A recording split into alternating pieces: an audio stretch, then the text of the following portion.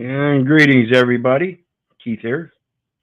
Hoping everybody's having a good day, enjoying life, or living life, or loving life.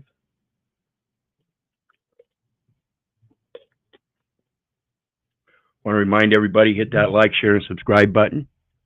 There's a PayPal link down below for anybody who wants to share some love. And of course, the panel link is down there for anybody that wants to join the stream.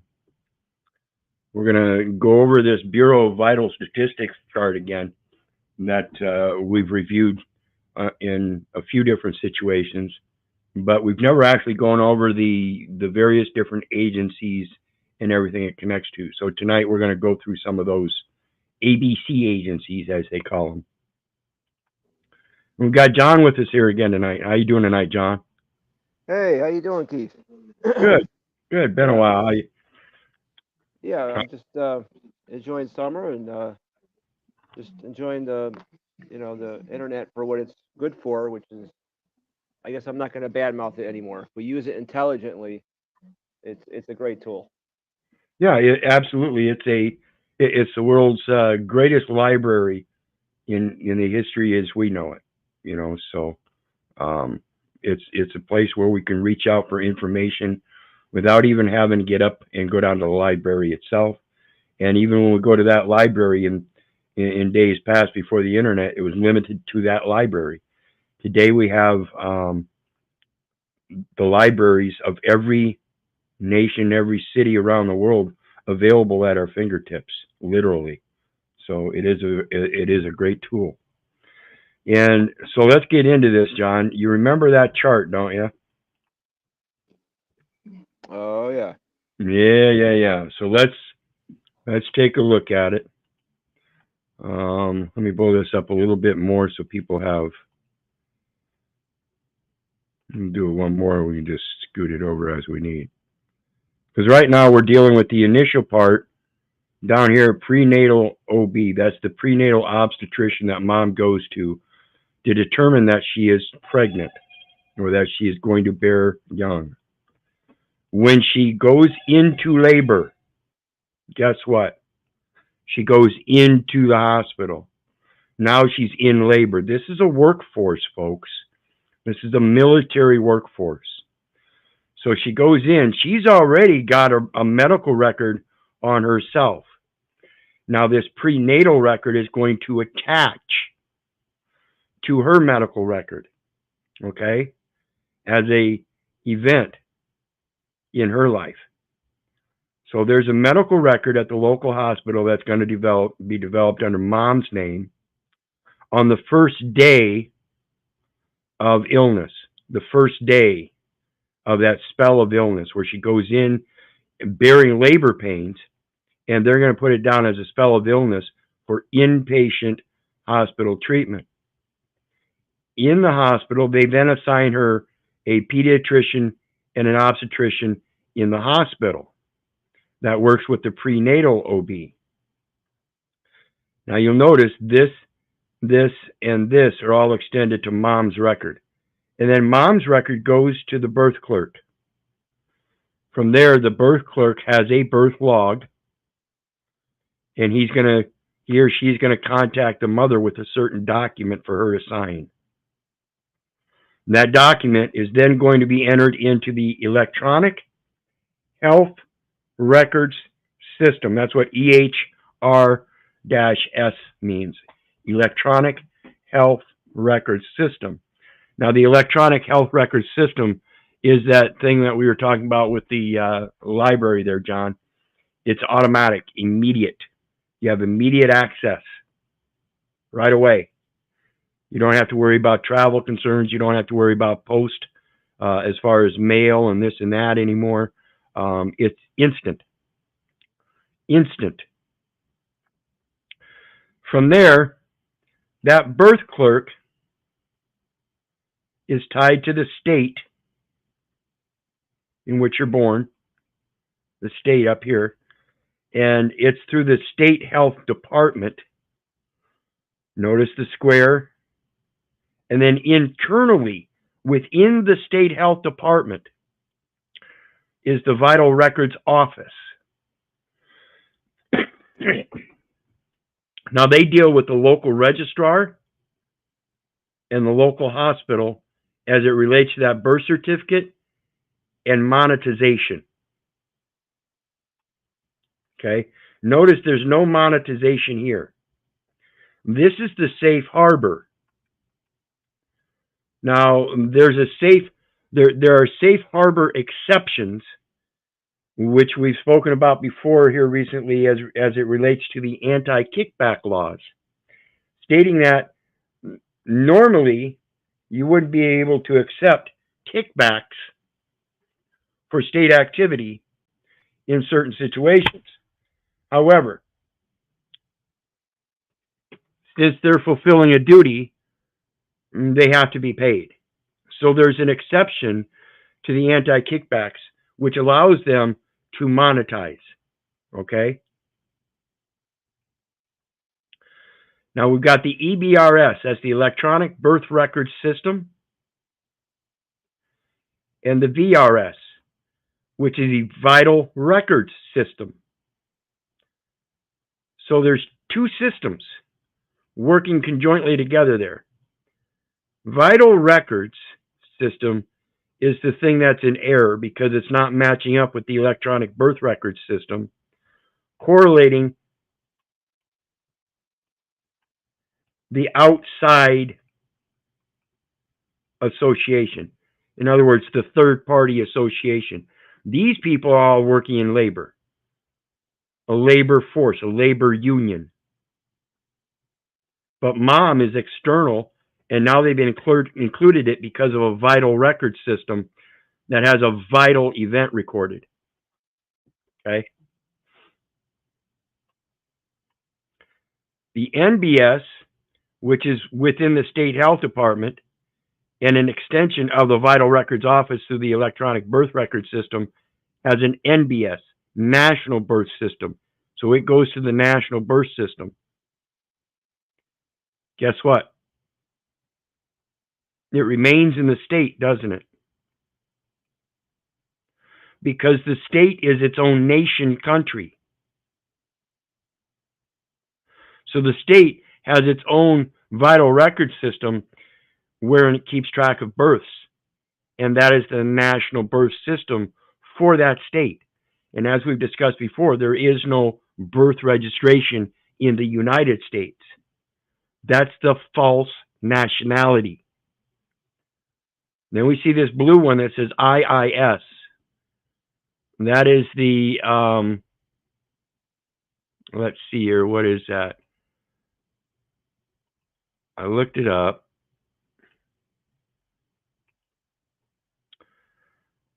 Immunization Information Systems. Immunization Information System. So your immunizations, these things with this CV-19 and everything, all these are coming from the state health department. And again, it's their system. It's a state record system. Down here you see this arrow. It says, it goes over to Steve and Sam's. Steve and Sam's. Now, Steve is the state and territorial exchange of vital events.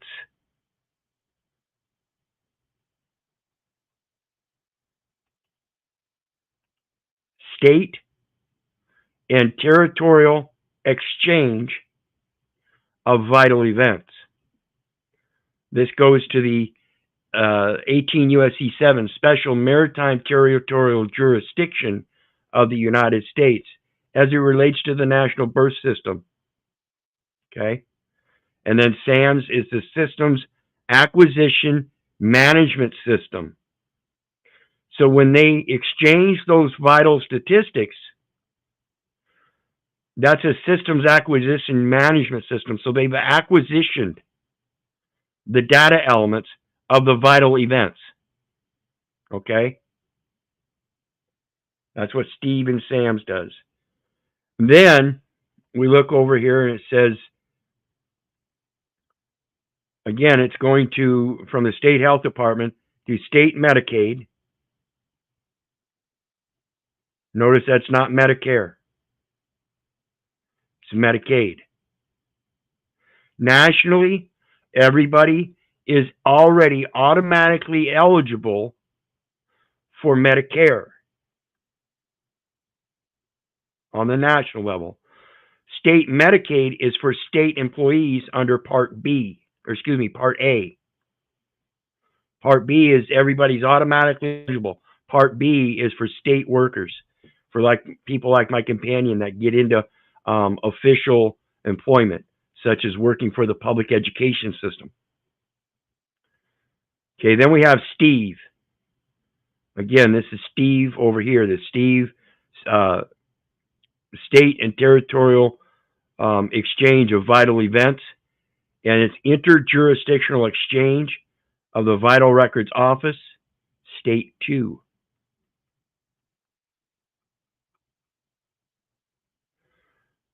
So there's a duality of statism. Vital Records Office is, again, it's only, these records are only supposed to be kept for their employees.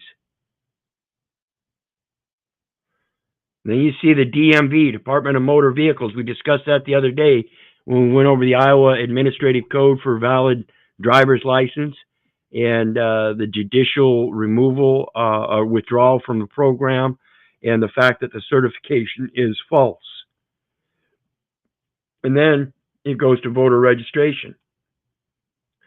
Now, why does it go to voter registration after the DMV? Because the DMV for Department of Motor Vehicles, again, even though you may not have a driver's license, you still get your identification from the Department of Motor Vehicles. You still go to the DMV in the state to get your Iowa ID or your California ID. You go to the Department of Motor Vehicles for both the driver's license or the ID. Well, that's again stating that you're on state business. On state business now, because you've claimed identification claiming resident. Now that the resident determination has been made, now you can go and vote to or register to vote. Does that make sense, John? Have I got you still along with me there? Oh yeah, I mean, residency is a key tenet of their side of their ledger. You know, they need to get that. Yeah, they have to have they have to have some kind of minimum state contact. And the more they can do those minimum state contacts, those little applications that you don't think really mean anything, just because I registered my child for school doesn't mean I have a minimum state contact. Yeah, you do. You register with a state institution. Same with the hospital. You registered with a state institution. So all of those little things are the minimum state contacts that they're calling implied contracts, because you're considered a body within the labor force rather than externally as a third-party beneficiary.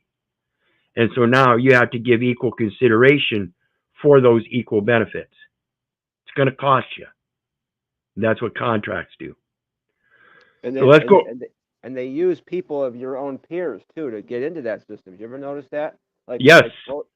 Voter reg in high school. Who got you in? One of your classmates. Yep. Your neighbors, everybody's convincing everybody else you need to go register to vote, and they don't even understand. No, you're supposed to be on state business to vote. And if you don't have an oath of office, then you don't have a right to vote. See, you're supposed to be eligible for election. And just the presumption that you were born on this land is not a good enough presumption to say that you're eligible for election, because there are other qualifications that go along with that, particularly according to the Constitution that says you have to be a resident of the state for a certain amount of time. Better understand that definition of resident. So now we're at the national level. And at the national level, we have the NAFSIS and EVVE, federal and state government. It's got this slash mark here. It's not an approximation, but what it means, it's around 20 users.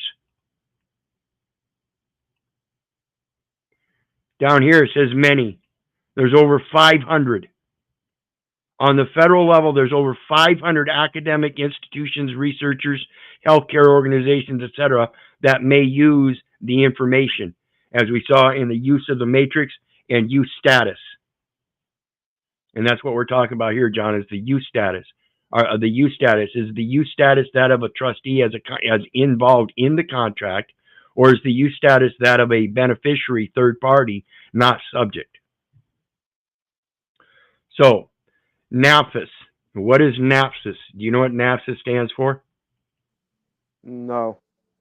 It's the National Association for Public Health, Statistics, and Information System. So again, it has nothing to do with you commercially. It has to do with the statistics so that they can coordinate their supply and demand. Again, it's a military operation. Greetings. We got JG and Rebel Studio. How you doing tonight, guys? Hey Smith, hey Wiz, I got your mail. I appreciate you signing that stamp for my kid. You're a legend, man. Thanks for the autograph. My kid loves it. Absolutely, absolutely. Put the word out. How you doing, Rebel? You got your mic fixed yet? We get that worked out? I don't know for sure.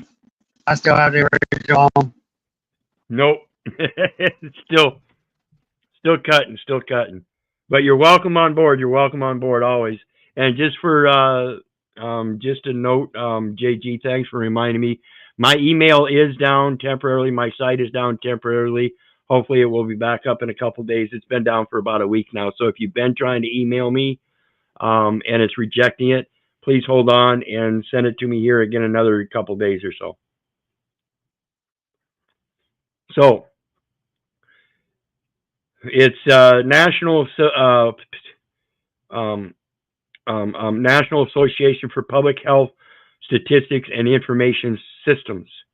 So again, it's a system of records, and it's for national health statistics. It has nothing to do with anything else. And those statistics, again, we're talking about logistics.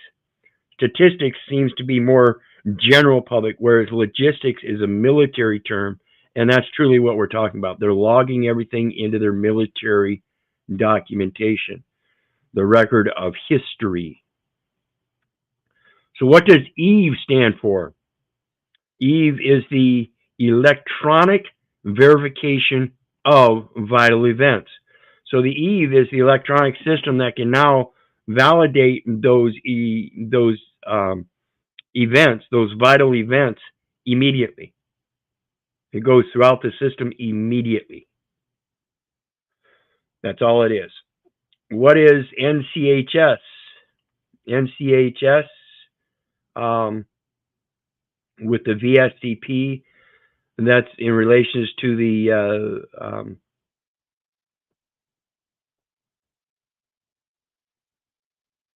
drawing a blank. V.S.C.P.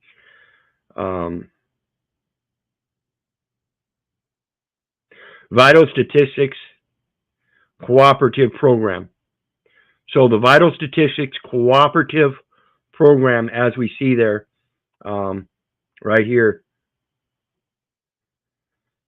VSCP, Vital Statistics Cooperative Program. What is a cooperation? Cooperative. That means there's got to be some kind of agreement, some kind of contract. That's why we see the money. This is the cooperative. And notice it's coming out from here and going to the state. Coming out from the Social Security, going to the state. Coming out from the national, federal, and state government, National Association of Public Health Statistics. Okay? And that's all supplying to the state. The state does not fund itself. It has to get these funds from the sale of the birth certificate, which belongs to the national, the federal government as a document, that history, a military form. And then you have the state birth files, the birth file, and that birth file for all of its statistical elements. Your genealogy, if it's listed, you know, your race, your ethnic origin, all of that. That's all going to go to the federal government's academic institutions, researchers, healthcare organizations, etc., for their statistical value for their research.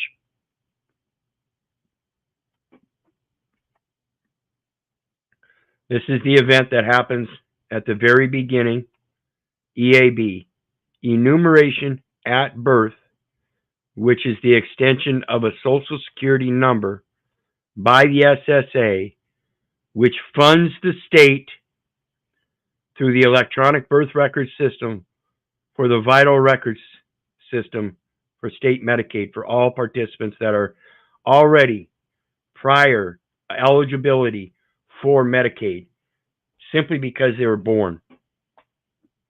So it's a necessity of life. Okay?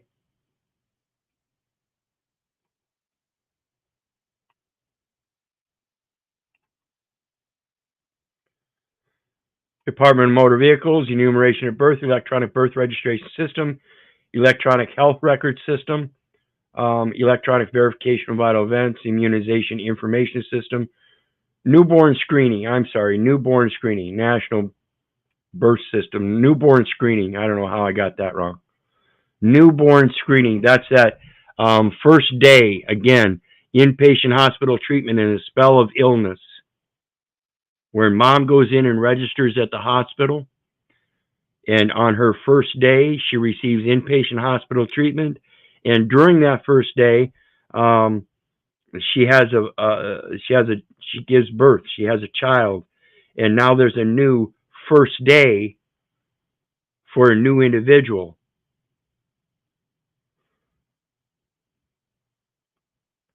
Let's see if there's anything else. So,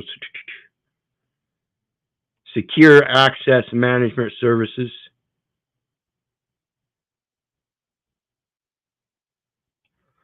And so you see, they're using this stuff, like I said, as a matter of exchanging information in a cooperative agreement as a contract. And that's for them. That's fine. If they want to exchange the information, that's fine for their statistical purposes, so they can keep track. That's fine. But you keep the people out of it and don't make them subject and say, well, it's mandatory. You have to, because you don't know how to read.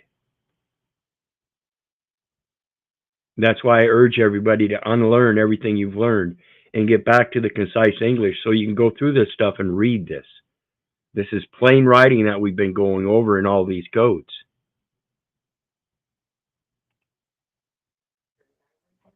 And this all comes from your father not declaring an offspring. Absolutely. That's the first crime, right? Yep, that memorandum. See, when we have children, the father is supposed to speak up and let the world know that a legacy heir has come to the world, and he is going to raise that child up in the ways of the Lord. That's the basic memorandum.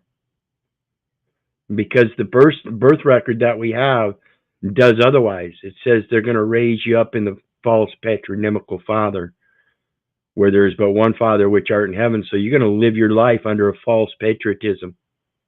Again, all military. You're not supposed to be warring.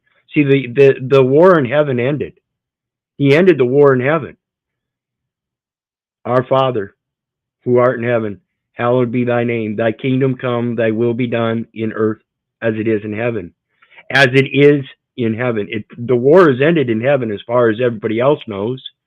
So why are we not ending the war on earth?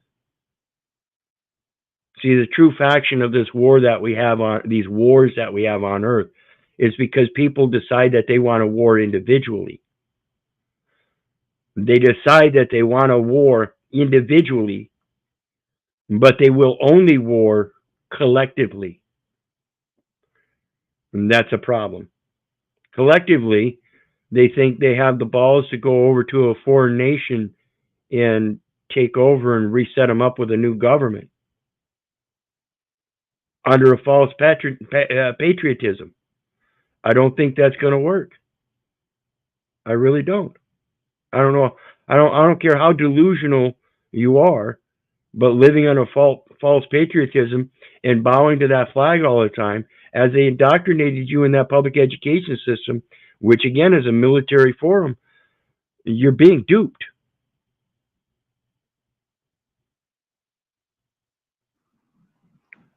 It's all kayfabe, man. It's all what? Kayfabe. I don't understand you. Kayfabe, like it's all work. Well, it's all the presumption that there's a cost of living, and you have to pay for that cost of living. I don't know where that came from, and I don't care. The Right, it's literally a video game. Life's literally a video game because of shit like that. Yeah, Literally exactly. kayfabe, literally illusion. Yeah, see, people think, and I refer to it as a popularity contest, JG. People think that this voting thing in this popularity contest to get some guy up there to do the job for him is a good thing. When the best thing you can do for yourself in regards to that work is to do the work yourself in everything. Why are you sending your children to school? Well, because I have to go work to make a job or to pay for the cost of living. No, you've been duped into that. The necessities of life are the necessities of life. And just because somebody says you've got to pay for them doesn't mean that you have to. You've been duped. If it's a necessity of life, then question the necessity. Is it necessary that I need a president? Not me particularly. Collectively as a whole, there tends to be this need for a president. There tends to be this need for the government. But the need for that is not for me. It's for someone else. And I can agree to that. I can admit to that. But to include me into that need, as if though it's a necessity for me to pay for the cost of living, is a violation of the necessity of life itself. And people don't understand that. To say that you have to pay to have a roof over your head, I don't know that that's so much true. Why can't I go out to the mountains and put a roof over my head myself? Do I have to pay for that other than my own labor, my own necessity to get out there and dig the holes to put the posts and all that and build it? Or is the necessity to have somebody else do it for me so that they can build it correctly for my needs as they determine? People have been duped by this. I grew up with a friend that still had dirt floors. For crying out loud, what are you going to do? Was his last name Flintstone? But it goes. I had another guy, friend of mine. He got tired of the city coming after him for not mowing his yard. So he stripped it, planted native prairie grasses in certain spots, created some pathways, and then filled up the rest of it with nothing but plants. There was no grass except the prairie grasses that he grew, and they grew tall, and the city couldn't do anything about it then. You could let it grow as tall as you want. It was native plants. How do you condemn native plants? How do you condemn native animals and say you don't have a right to live here because the cost of living is too high for you? You have to move out there and live with the animals. Okay, then let me. But when I go out there and I build my little hut, it doesn't say that you can come out and say, well, you didn't build the hut correctly, so we're going to tear it down, arrest you for leaving a mess and causing an environmental problem. You just destroyed all the woods around here to build yourself a house. We didn't deem it a viable house, so we had to come in and tear it down. So you destroyed the land. It's not the way it works. Not the way it's supposed to work. So anyway, it comes down to this vital. What is vital?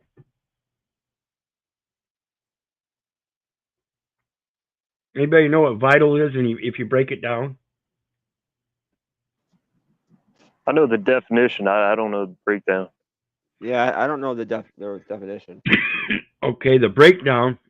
Well, let's go over the definition first. Let's pull that up.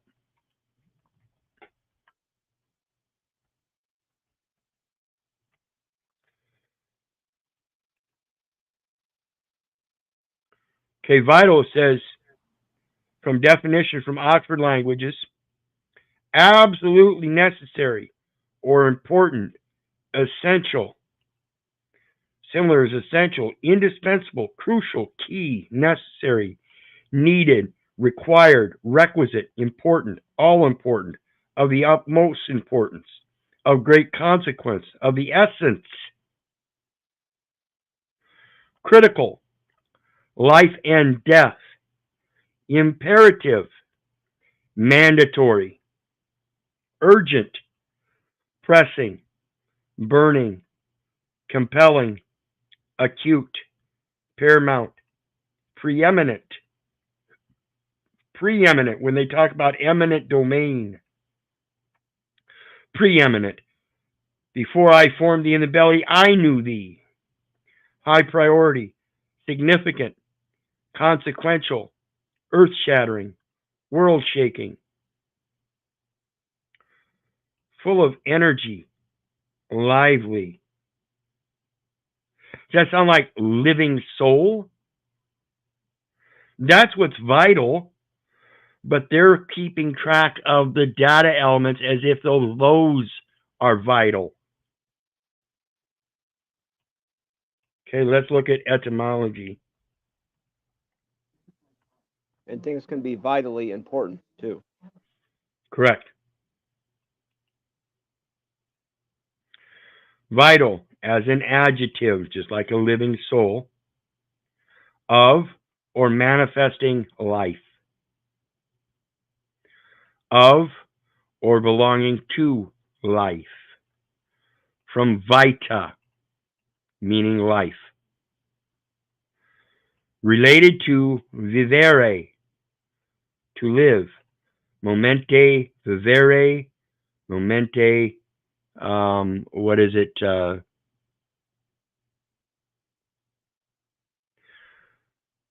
I can't remember the other part, but if one knows they must die, then they must live. To live. The sense of necessary or important is from 1610s. Essential of life. So it's very modern. Very modern. Aqua vitae. Aqua vitae. Literally water of life. Arbor vitae. Tree of life. You do not get a nice, healthy tree of life unless you feed it the water of life. So let's break down vital.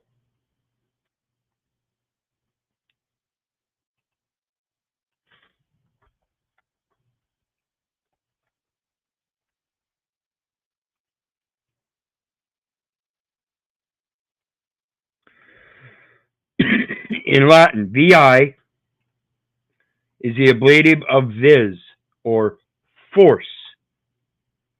Okay? This makes our handy prefix also mean with violence. Vi. Violence. Okay? Mom had labor pains. And it could be said that she had violent contractions that forced the baby out. Okay? What is TAL? We know what VI is, VI.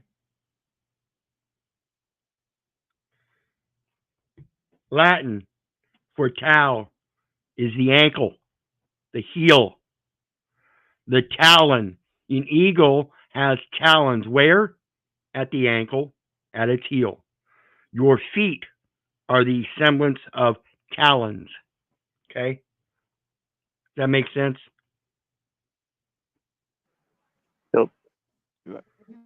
Show you these just so everybody's clear. This is the vital statistics one we were reading from the definition or from etymology. All were belonging to life, from vita, life, and then Latin definitions for tal, and Latin definition or prefix for vital, VI. Just so everybody knows, I'm not blowing smoke up your ass. So literally, it comes down to the force of the foot. What is an infantry? Why do you think you're born on an infant ward? Infantry. It's the tree of death. You're sent off to die. Literally. Anyway, you guys got anything on the way out? We are done. Short one tonight. So, Keith, mom was then reduced to like a custodian, where she Yep. names the baby, but she just really delivers, which really means transfers data. Right. Yeah, that's the partnership of a marriage license. That's military as well. And the partnership of a marriage license says that you went to the hospital and you had a baby, but that baby was abandoned. So now you're going to foster that child. How do you foster your own child? How do you adopt your own child? It's not the way it works. See, this system, and this is one of the things that I learned through my foster care and adoption research and everything. The whole system, the parentage, the marriage license, all that's for foundling children. The hospitals are known as foundling hospitals. The schools are schools for foundlings.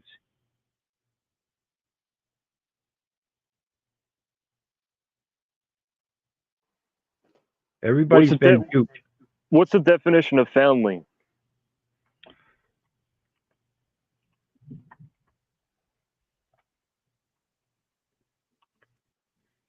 Foundling. Foundling is an historic term applied to children, usually babies, who have been abandoned by parents, then discovered and cared for by others.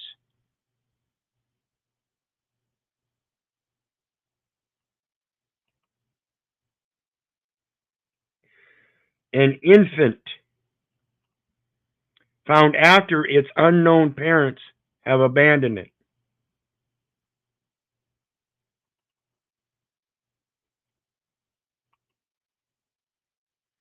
A young child who is left by its parents and then found and cared for by someone else. Left by his parents. Not by his mom and dad, but by his parents. The military side.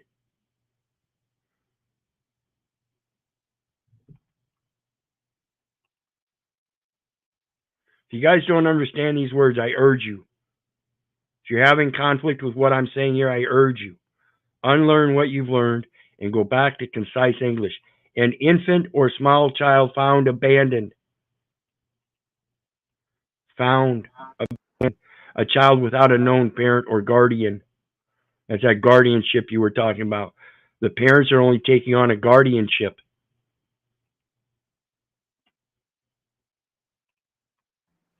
Yeah, I've honestly never even heard that word.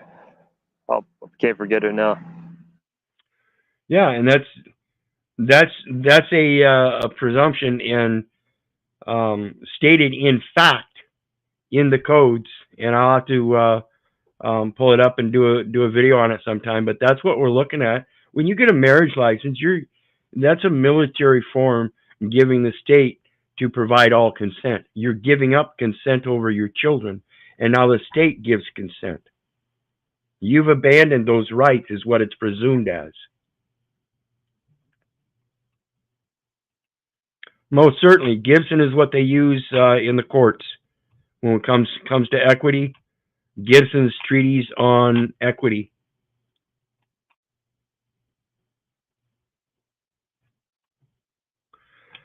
So anyway, with that, we're finished up. I want to thank everybody for your support. Please be sure to hit that like, share, and subscribe button. Numbers are slowly growing still, steadily, so keep sharing.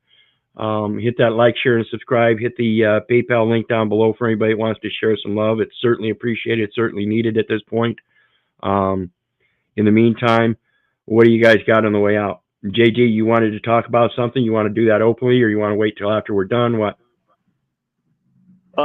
If you got a court date, right, and you have a pretrial, and then they're saying in a week you'll have the court date, and then they change it to the pretrial and the court date are on the same day. They change it. What does that mean?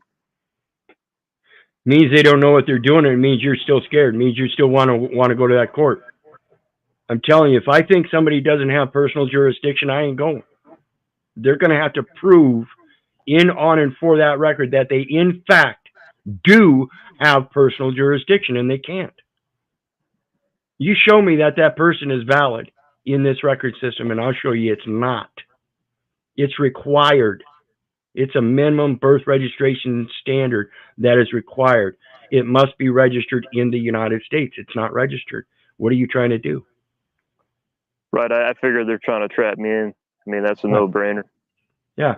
I'm going to get that birth certificate. I'm going to register it in the United States. Say, hey, these guys are making a false claim. They say they've got personal jurisdiction. I'm the one that just surrendered it to the United States. How does the state have personal jurisdiction if I got it from the state through a document and surrendered it to the United States? Are they going to make up another document and say they've got personal jurisdiction? They bet not. That's my document. You can't order that anymore.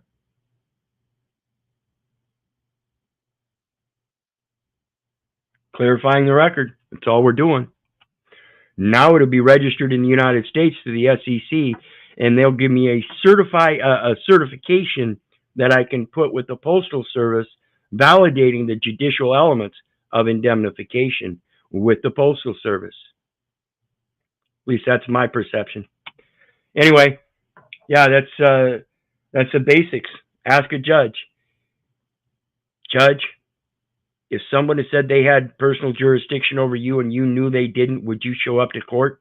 I guarantee you they're going to say no. Or they're not going to answer. Because they're not going to say yes. I got a couple more questions if I could ask you after the stream. That's cool. We'll do then. Then please speak your mind at the last minute here. We'll shut down and we'll speak afterwards. Go ahead, John. Okay, Keith. No, I'm good. Good show. Good chart. Cool. I like this. I'm glad I saw it again. Absolutely. I appreciate everybody's support as well. It's important to go over this information as much as we can, so we get it down and are able to get it to the younger generations in a reasonably comprehensive manner that they can go forth and do their just as well. So appreciate your support, John and JG, and you guys know me. I love you, but I don't give a rat's ass whether you love me back. That's to say, I don't care if you hate me. I don't care if you don't respect me. That's on you. You care. So may God bless you and have a good night. We'll see you again next time, guys. Be blessed.